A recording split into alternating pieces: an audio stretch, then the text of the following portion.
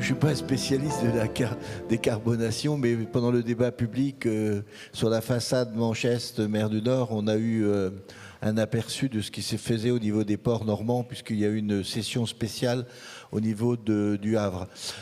Donc il n'y a pas que le transport maritime, il y a aussi les navires à quai. Et donc c'est une question qui se pose et les ports sont en train de se poser la question combien de milliards il faudra pour équiper, pour que les navires soient alimentés de façon électrique à port et ne continuent pas à utiliser du carburant. Je ne vois pas de réflexion sur ces super navires de croisière qui sont construits pas très loin d'ici à Saint-Nazaire où ils n'utilisent pas encore la voile, c'est plutôt la vapeur. Et je me pose la question, moi, en tant que citoyen, on nous incite à rouler moins vite sur les routes. On est passé de 90 à 80. On nous dit que le périphérique va être à 50. On sait que, moi, j'ai connu la vitesse des bateaux qui vont de plus en plus vite. Ils vont à 30 nœuds. Est-ce qu'il y a une réflexion sur la réduction de la vitesse de façon à pouvoir économiser du carburant, comme on fait pour le transport routier ? Du coup, oui. Et en effet, les porte-conteneurs, il y a déjà eu en fait une réduction de vitesse dans les dernières années, pas pour des questions environnementales, mais pour des questions d'économie financière. Je crois qu'il y a un rapport, c'est un cube en effet entre la vitesse et la conso de carburant, et de fait il y a déjà eu une réduction significative de la vitesse. Il y a des travaux aussi pour essayer de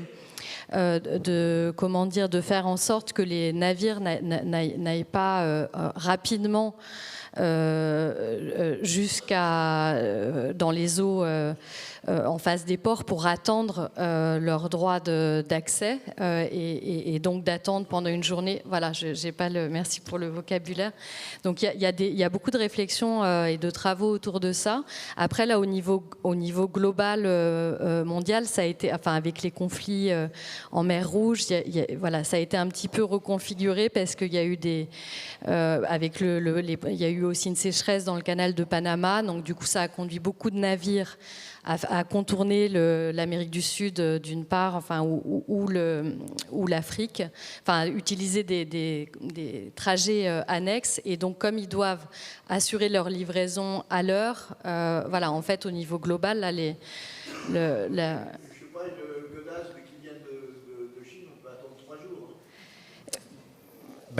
Non, c'est compliqué. Il y a d'un côté l'habitabilité de la Terre, de l'autre côté des engagements quand même de livrer à temps et en heure fait par Amazon. Donc il y a quand même une... voilà.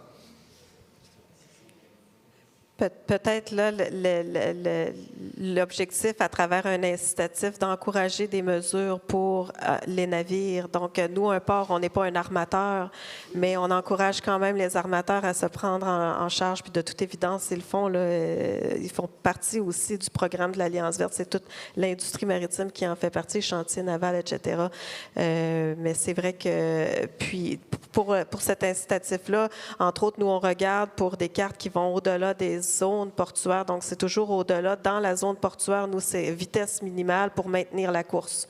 Donc, vitesse minimale pour circuler de façon sécuritaire, maintenir la course.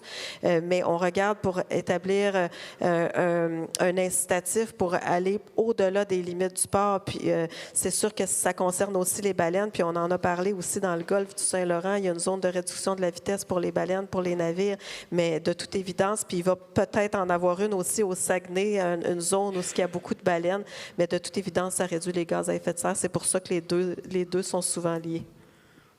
Oui, alors Patrick Barona, alors moi, ce n'est pas vraiment une question, c'est plus un témoignage. Alors déjà, pour répondre un peu à cette question, les armateurs, notamment les armateurs français, et je pense à CMA CGM ou Louis Dreyfus, etc., avaient décidé de réduire leur vitesse pour justement diminuer la consommation et en même temps réduire la fatigue du navire. La fatigue au niveau des coques. Voilà. Donc, alors moi, je voulais simplement dire que dans le sud, notamment au grand port maritime de Marseille, qui a une double problématique parce qu'il a un port dans la ville, c'est ce qu'on appelle les bassins Est, On est vraiment au sein de la ville. Et puis les bassins ouest qui sont, eux, à Fos-sur-Mer, un peu plus éloignés. Donc sur la décarbonation, déjà au niveau des bassins est, parce qu'on est dans la ville et qu'il y a une forte pression de la population pour diminuer les nuisances, tous les ferries aujourd'hui, enfin ferries sur le Maghreb, pas encore, ça sera l'an prochain ou dans 2 ans, sont connectés à quai électriquement. Et les bateaux de croisière, puisque c'est un gros port de croisière, et ça pose. Il y a eu une manifestation avec un blocage du port, seront connectés 2025-2026, mais ça pose quand même un problème parce que les bateaux de croisière, c'est 15 mégawatts environ, les ferries, c'est 1 mégawatt, voire 2, mais pas beaucoup plus, et il faut fournir cette électricité. Donc ils essayent d'équiper les surfaces de hangars, les toits qui sont aujourd'hui où il n'y a rien du tout pour faire du solaire, mais ça ne suffit pas, donc il faut acheter de l'électricité Enedis, et cette électricité, bon, il faut qu'elle soit produite ailleurs. Donc ça, c'était un premier point, c'est important, et je rejoins ce qui est dit sur les scrubbers. Il y a aussi, en France, ça dépend des régions, mais en général, les ports aussi interdisent les scrubbers ouverts, bien sûr. Donc c'est des scrubbers en boucle fermée, et il faut aussi qu'ils puissent avoir des zones où pouvoir déposer leurs déchets. Vous pouvez nous préciser les scrubbers Le scrubber, c'est en fait un système qui permet de filtrer les fumées pour éviter les rejets dans l'atmosphère, notamment d'oxyde de soufre, d'oxyde d'azote, par exemple, voire de particules fines dans certains cas, mais ce sont des scrubbers très particuliers qui aujourd'hui existent à quelques exemplaires pour les particules fines. Et enfin, on peut mentionner aussi le passage au GNL de pas mal de navires. Alors, ce n'est pas encore la décarbonation complète, mais c'est quand même une réduction d'un certain nombre d'émissions, même si ça... Gaz naturel liquéfié. Alors, ce que je voulais rajouter, je suis désolé, je suis un peu long, mais au niveau du port de Marseille, sur Fos, ça rejoint un peu la table ronde précédente sur la réindustrialisation. Il y a 10 000 hectares de foncier, ce qui est énorme. Il faut savoir que le port de Marseille, c'est 72 millions de tonnes, c'est pas un très grand port. C'est un grand port pour nous, mais ça reste dans la hiérarchie mondiale relativement encore un petit port. Mais c'est sur des 10 000 hectares de foncier, il y en a déjà 3 000 qui sont complètement préservés, 3 500 qui sont aménagés, et sur les 3 500 restants, donc il y a eu un projet, on va dire, stratégique d'aménagement. Donc à l'horizon 2030-2040, il y en a 1 800 qui seront préservés totalement pour la biodiversité, avec le port qui va gérer lui-même ces espaces-là. Donc ils se transforment en fait, c'est plus recevoir les navires. Et sur les 1700 restants, il y en a 1000 qui vont être aménagés pour du développement économique, et en particulier des projets comme la fabrication d'hydrogène vert, donc H2V qui est aussi installé à Dunkerque. Alors l'hydrogène vert, c'est fabriquer de l'hydrogène avec de l'électricité, et après éventuellement fabriquer du biocarburant, de 8 méthanol par exemple. Bon, on reconstitue du carburant, soit pour les navires, soit pour les avions. Il y a un autre projet, c'est carbone, c'est pour faire des panneaux solaires, installer des panneaux solaires. Il y en a un autre pour de l'acier vert pour ArcelorMittal. Donc en fait, on voit que ces espaces portuaires, donc là on n'est plus sur du trafic, donc on ne décharge plus des navires avec des conteneurs, mais on bénéficie d'espaces portuaires aménagés et qui sont orientés quand même vers la décarbonation, même si on n'est pas à 100% décarboné. Donc je pense que c'est intéressant. Alors ces investissements énormes, c'est 10 milliards d'euros, et puis c'est un besoin d'électricité sur la région Provence-Alpes-Côte d'Azur qui consomme à peu près 5 gigawatts. On sait que les besoins avec ces grands projets industriels, ça va être de doubler la demande en électricité. Donc les éoliennes, bien sûr, on espère, y contribueront, mais ça ne suffira pas. Donc là aussi, ça pose un autre problème, c'est la fourniture de l'énergie électrique. Je suppose qu'on a les mêmes problèmes dans les ports du Canada. C'est exactement les mêmes problèmes. Vous avez très bien résumé. Tout est là, la question de synergie ou d'éco-parc industriel, d'avoir des industries qui s'installent, qui sont synergiques et puis qui répondent, dans le fond, à à la réalité régionale. Donc, vous avez votre réalité régionale, mais qui est, de toute évidence, les ports ont quand même une similarité à travers le monde. Donc, et puis, au niveau de l'énergie, dans le fond, beaucoup au niveau du stockage de l'énergie, autant sur les navires que sur terre, d'avoir de l'énergie stockée quand que le quai, par exemple, n'est pas utilisé ou qu'il y aurait de l'énergie stockée pour divers usages par rapport aux navires, là, pas par rapport à une industrie comme celle-là, de toute évidence. Là. Peut-être juste rapidement rebondir un petit peu sur ce qui a été dit. Par rapport déjà au Québec, moi je pense que c'est toujours important lorsqu'on travaille sur une politique publique de voir quelles sont les institutions structurantes et les rapports structurants et voir s'ils existent en France en fait.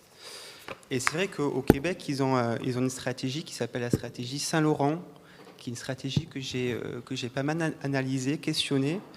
Et j'ai trouvé ça très intéressant de voir que pour ce fleuve, on avait réussi à mettre autour d'une table l'ensemble des acteurs programmatiques. Donc peut-être aussi c'est un modèle à nous à questionner dans nos régions, si on pourrait avoir une stratégie Loire, une stratégie Seine, une stratégie Gironde ou Garonne. Donc ça, c'est peut-être aussi une source d'inspiration qui pourrait être repris en France.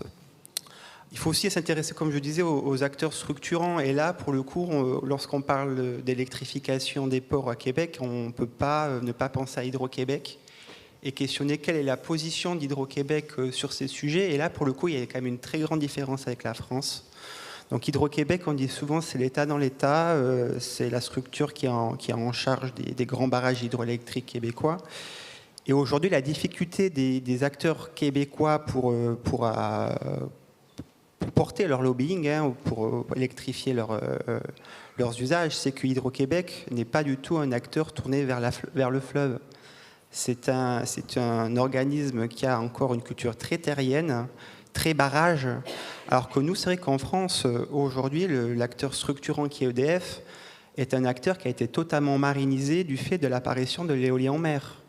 RTE, EDF, la marinisation commence au tournant des années 2000. Pourquoi ? Car le sujet de l'éolien vient dans l'agenda. Aujourd'hui, l'éolien en mer n'est absolument pas ou très peu dans l'agenda des Québécois.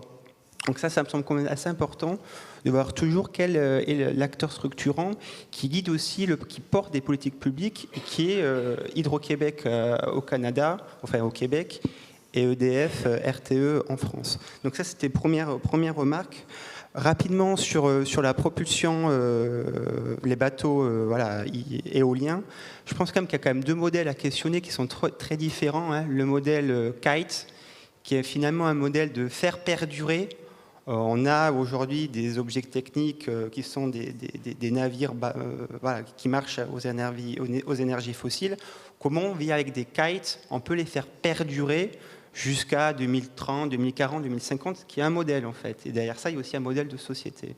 Et le deuxième modèle, c'est au contraire bifurqué. Et là, pour le coup, ce sont notamment des industriels comme Neoline, Todd, tout ça, qui militent pour des bateaux 100% voile. Et ce n'est pas forcément les mêmes modèles. Et je dis souvent que la grande famille des bateaux éoliens, c'est une entente d'opportunités qui se sont mis ensemble pour peser à la fois aux instances françaises, mais surtout bruxelloises, hein, parce que la question des ports, elle se décide au niveau de Bruxelles. C'est comment nous, on peut porter le sujet en étant ensemble, mais ça reste une famille très disparate et avec vraiment des imaginaires très différents. Et concernant le GNL, faut bien comprendre qu'aujourd'hui, on construit quand même des bateaux sur le GNL ou qui seront totalement en dehors des accords de Paris. Hein. L'accord de Paris, c'est quand même neutralité carbone ici 2050. Vous répétiez tout à l'heure de manière assez juste que la durée de vie d'un navire, c'est 25-30 ans. Donc tous les navires aujourd'hui qui ne sont pas 100% verts ne seront pas dans l'accord de Paris. Donc est-ce qu'on respecte aussi des engagements climatiques qui ont été signés en 2015 ? Ben non. Si je peux, j'ai 3 questions à poser. La première, c'est à Nathalie. Est-ce que le cluster cargo est exclusivement réservé au territoire Pays de la Loire ou est-ce qu'il y a des extensions possibles ? Comment ça fonctionne ? C'est vrai que la chaire a de nombreux étudiants, quand même. Mais ça va jusqu'où? Donc ça, c'est ma première question. La deuxième question, on vient de faire un dossier sur les ports du futur et plus justement la décarbonation des ports et des industries portuaires. Et une des choses que l'on a découvertes à l'occasion de ce portage qui a duré à peu près 2 mois d'enquête, c'est la gestion de l'eau dans les ports. Et ça nous a semblé une véritable question qui n'est pas encore totalement mise en valeur, en tout cas sur les projets de gestion de l'eau qui sont en train d'émerger. Mais je vous signale quand même qu'il y a un appel à projet du CEREMA qui est mené avec l'Association nationale des élus du littoral, avec le soutien des agences de l'eau, de la Banque des territoires, de l'OFB. Et ce projet s'appelle, c'est un programme national d'accélération de la réutilisation des eaux usées. Est-ce que quelque chose de similaire existe au Québec? Ça, c'était ma deuxième question. Et la troisième, simplement vous mentionnez qu'on a trouvé la possibilité de faire une rapide synthèse de ce qui s'est passé hier, parce qu'il nous semble intéressant que Sophie Panonacle, qui est à la fois députée et présidente du bureau de ce que l'on appelle la SNML, elle vous le dira tout à l'heure ce que c'est. Il y a un projet qui a été présenté, qui est un projet franco-québécois, qui s'appelle Haricot. On a une vidéo et on aimerait vous la présenter, Madame la députée et Madame la présidente, si vous le voulez bien. Donc voilà, et puis après on vous passera la parole. Mais c'est un peu maintenant l'ordre du jour que l'on voulait vous donner pour pouvoir être dans les temps. Et si nous avons beaucoup d'internautes qui sont, je ne sais pas si ça s'appelle des internautes, mais en tout cas, il y a quand même une dizaine de personnes qui sont en ligne. Si jamais ils voulaient bien nous poser une question, ça permettrait d'avoir un va-et-vient entre les deux rives de l'Atlantique Nord. Et Yves, peut-être tu viendras avec Sophie pour lui expliquer ce que tu as fait et ce qu'on a pu faire grâce à la Fondation de France, grâce à l'Adréal Normandie aussi, et à Terre-Mer et l'Océan, de réunir des projets. Et voilà, et quand même, on est vraiment parti du territoire, et puis aujourd'hui, on est sur l'international. Donc, qui répond à la première question, cluster cargo? Oui, alors nous, au niveau du cluster cargo, en fait, on est financé par Next, qui est un établissement public expérimental qui réunit les établissements d'enseignement supérieur et de recherche de Nantes-Saint-Nazaire. Voilà, donc on a ce périmètre-là, c'est-à-dire que dans les laboratoires confédères, on en a 12 de différentes disciplines. On a des laboratoires qui sont sur ce périmètre géographique. Maintenant, en fait, on est dans le paysage au niveau académique en France, on est le seul ensemble structuré côté recherche sur le sujet de la décarbonation du transport maritime. Donc c'est vrai alors après il y a la chaire transition maritime et portuaire qui vient de se créer à Brest. Enfin, il y a des changements, mais en tout cas sur le sujet de décarbonation, c'est complètement complémentaire. Et puis on travaille ensemble sur la décarbonation du maritime. En fait, on est un petit peu tête de réseau au niveau national. Et moi, je suis régulièrement contactée par des chercheurs à Lyon, à Grenoble, à Paris, qui rejoignent notre dynamique parce que les événements qu'on organise, les colloques, bien entendu, sont ouverts à tous. Et après, au niveau des partenariats de nos labos, les partenariats entreprises, il y a des chaires industrielles, par exemple. Ça concerne des entreprises au national, voire à l'international. On a par exemple Bureau Veritas, une chaire avec Centrale, on a CMA-CGM, on a des gros partenaires comme ça. Voilà. Donc après, sur le devenir du cluster, parce qu'on est sur un financement de 2 ans qui se termine donc en septembre 2025. Il y a plusieurs hypothèses. Je pense qu'on restera en tout cas sur un périmètre géographique et puis on travaille le périmètre Pays de la Loire et puis on travaille en partenariat après, effectivement, avec d'autres groupements de recherche, notamment un GBLU qui est rattaché à l'ENSTA Bretagne. Voilà. J'ai une question côté Québec de Lynn Morissette. Oui, on parlait justement de faire le pont entre le Québec et la France via le web. Je sais que ma question, c'est que on sait que le Québec puis la France partagent une grosse et longue histoire liée à l'industrie maritime. Et je me demandais, j'aimerais entendre vos impressions sur la possibilité peut-être de s'allier pour créer une espèce de corridor vert transatlantique. Est-ce que ça se peut, ça, selon vous, pour développer des technologies ou qu'est-ce qu'il faudrait faire comme premier pas, comme technologie ou comme infrastructure pour parvenir à se lier comme ça dans un corridor vert transatlantique? On rejoint un peu ce dont on parlait tout à l'heure. On était parti des aires marines protégées. Mais là, justement, on est à un niveau, pour ce genre de projet, je pense que ça relève de l'Organisation maritime internationale et des pays qui peuvent faire des demandes, effectivement. On peut très bien imaginer des pays qui font une demande, puisqu'il y a les fameuses zones protégées régentées par l'Organisation maritime internationale en Méditerranée.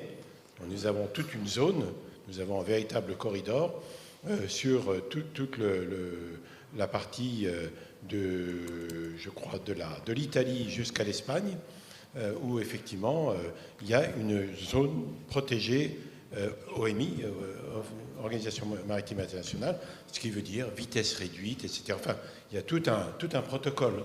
Donc c'est pas du tout exclu, mais la demande doit être faite par les États auprès de l'Organisation maritime internationale. Et puis, il y a un corridor vert entre Montréal et Rotterdam en lien justement avec cette démarche avec l'OMI également. Et nous, on regarde potentiellement avec des ports, comme je disais tantôt, les flottes, les routes des navires. Nos navires ne sont pas les mêmes qu'à Montréal, de toute évidence, et on a du chemin à faire encore, donc on a de la recherche à faire. Sylvain Roche, vous voulez réagir? Oui, juste aussi pour vous indiquer que les relations institutionnelles, voire politiques, sont assez fortes. Si on pense à la IVP, donc la IVP, si mes souvenirs sont bons, le président, c'est Édouard Philippe. Et le vice-président, c'est le PDG du Port de Québec. Donc il y a des relations assez fortes. Il y a un partenariat aussi qui a été récemment signé, si mes souvenirs sont bons, entre le port de Montréal et le port de Marseille sur des échanges en termes de bonnes pratiques. Donc voilà, les liens sont faits. Peut-être juste aussi pour rebondir sur les différents projets scientifiques qui sont portés sur la question des ports. Donc on a parlé de Pays de la Loire, moi je vais aller vers la Nouvelle-Aquitaine, parce que c'est que les ports sont aussi des acteurs d'appropriation des ENR électriques.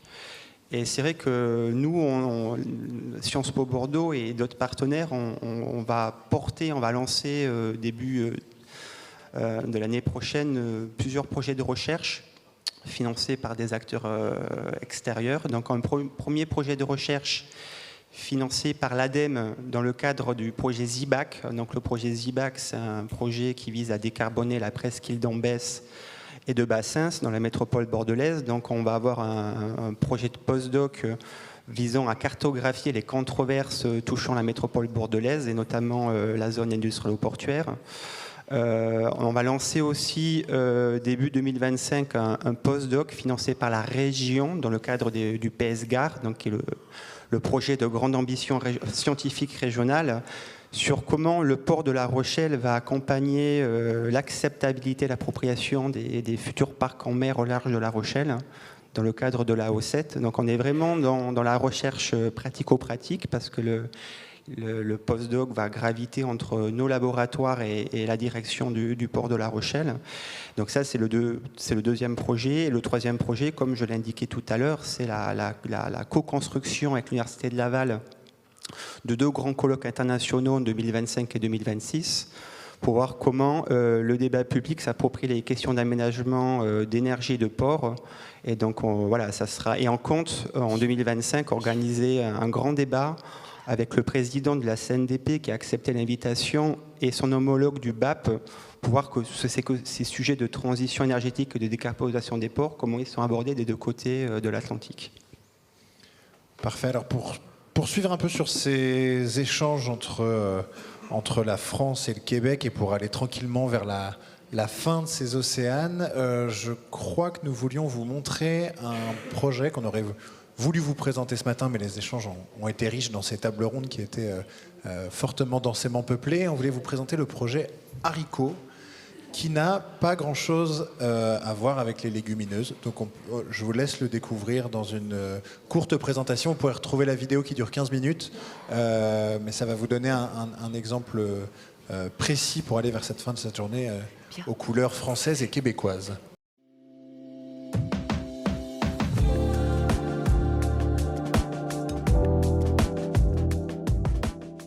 Bonjour, je suis Catherine Meurferec, je suis professeure à l'Université de Brest en géographie et on va vous présenter les résultats de notre projet Haricot avec mon collègue Guillaume Marie.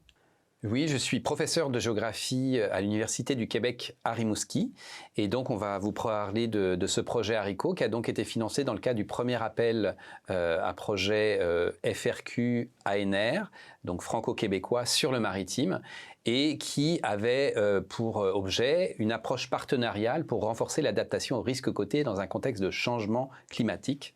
Et donc l'adaptation aux risques côtiers, qui est donc un enjeu central sur nos littoraux, a été investigué dans ce cadre-là.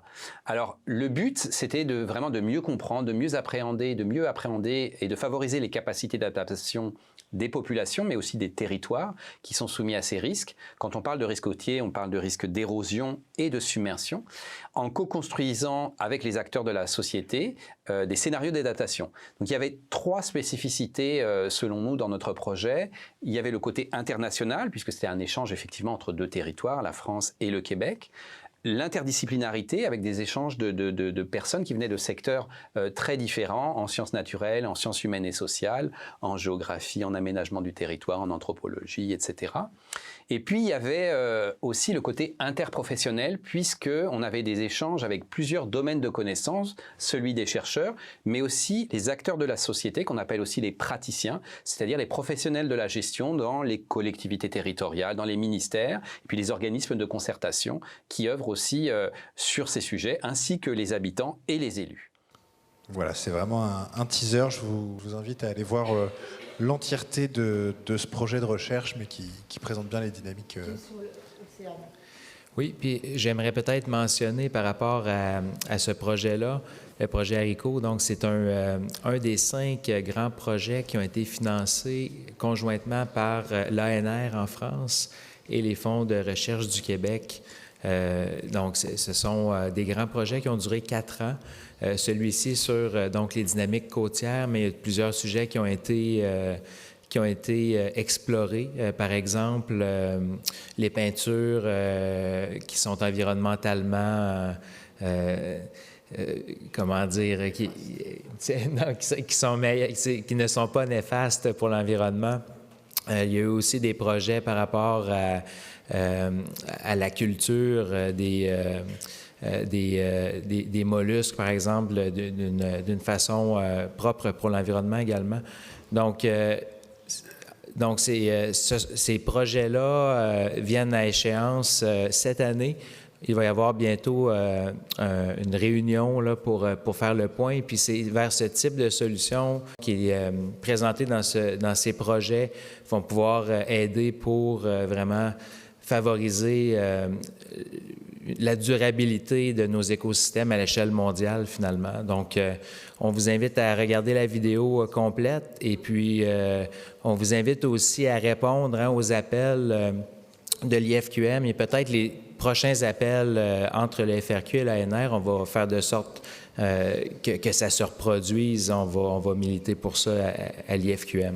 Merci. Bon, juste un petit mot. Effectivement, la boucle est bouclée d'une certaine manière par rapport à ce qu'on a fait hier. On avait exactement ce type de projet qui se passait en France sur différents territoires.